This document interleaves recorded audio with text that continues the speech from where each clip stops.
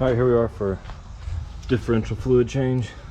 All you're going to need is your oil and this right here, 3/8.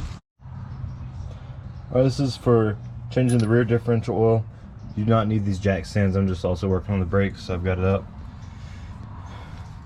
You got two plugs, your fill and your drain plug. You start by taking off the fill plug. It's a 3/8 head right here, so that'll fit. Alright, so we're going to start with taking off this fill plug right here.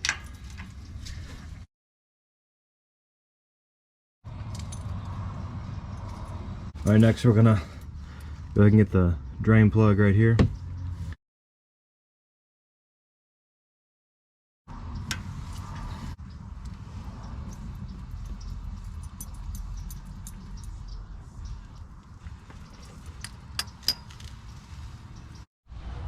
Alright, now you're going to get your oil using 75 W140. It's a little bit of an overkill, but whatever. Normally you just want to use it if you're towing.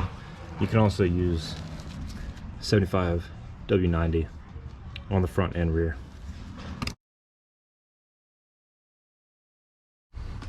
Alright, so now you're going to get back under here.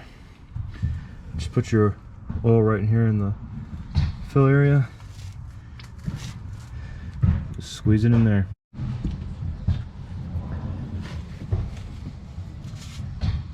So once you've got it dripping out right here, see that? Means that you've got enough in there. It's all the way up at this level, so you're done. So at that point, sort of grab your fill plug, screw it back on there.